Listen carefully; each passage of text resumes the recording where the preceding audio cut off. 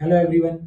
तो कई बार पेशेंट हमसे ओपीडी में पूछते हैं कि सर हमें डायग्नोसिस तो एंजाइटी की है या हमें पैनिक डिसऑर्डर की है, बट आपने हमें मेडिकेशन दे दी एंटी डिप्रेसेंट कि हमें तो डिप्रेशन नहीं है। तो आज इसके बारे में बात करते हैं।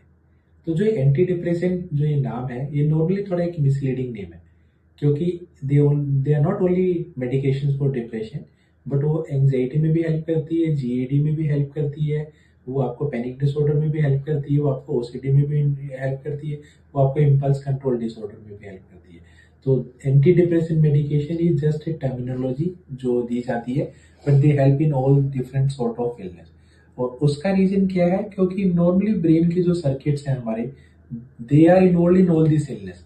तो जो ब्रेन सर्किट हमारा मूड को रेगुलेट करता है या हमारे कॉग्निशन को रेगुलेट करता है या मोटिवेशन को या फिर हमारे बायोलॉजिकल फंक्शंस को, all this brain circuits are impaired in this illness. तो किसी के अंदर थोड़ा सा वन स्पेक्ट्रम इज मोर, किसी के अंदर दूसरा spectrum is little bit more. तो इसलिए कुछ पेशेंट्स में थोड़े से सेरोटोनर्जिक रिसेप्टर ज्यादा इन्वॉल्व होते हैं, सेरोटोनर्जिक पाथवे ज्यादा इन्वॉल्व होते हैं। तो उन पेशेंट में थोड़ा सा इमोशनल कंपोनेंट ज्यादा हो जाता है, जैसे कि उनको क्राइंग स्पेल होना, या उन पेशेंट्स को थोड़ा सा इमोशनल ज़्यादा फील होना, या फिर उनको पेशेंट को थोड़ा रूमिनेशन या ओवर थिंकिंग ज़्यादा होना, क्योंकि उनका जो डिफॉल्ट मोड नेटवर्क है वो थोड़ा सा हाइपर एक्टिव रहता है। इसी तरह कुछ पेशेंट्स का, इन लोगों का थोड़ा अमिगडाला भी ज़्यादा रिस्पॉन्स जनरेट करता है, तो इसलिए इतना इमोशनल रिस्पॉन्स भी ज़्यादा होता है। तो उन पेशेंट में थोड़ा सेरोटोनर्जिक पाथवे ज़्यादा इन्वॉल्व होता है।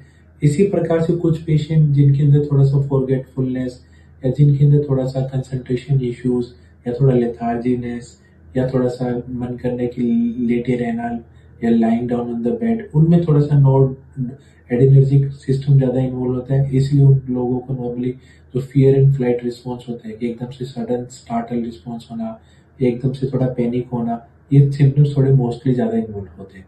इसी प्रकार से कुछ सिम्टम्स प्रोफाइल ऐसी होती है कि जिसके अंदर थोड़ा सा मेन कंसर्न होता है मोटिवेशन का होता है, या फिर वो लेथार्जीनेस का पेशेंट लेके आते हैं, या वो कहते हैं कि हमें बॉडी के अंदर फैटिगनेस बहुत इन्वॉल्व हो रही है। तो उन पेशेंट में थोड़ा सा डोपामिनर्जिक इम्पेयरमेंट ज़्यादा होता है। तो इसीलिए every patient who have a depression will have a different symptom profile compared to the another patient with depression, क्योंकि it is very subjective experience. और कौन सा फिनोमिनोलॉजी ज़्यादा इन्वॉल्व हो रही है, कौन सा पेशेंट के अंदर रिसेप्टर्स और इम्पेयरमेंट ज़्यादा हो रहा है, based on that there can be different presentation. Thank you.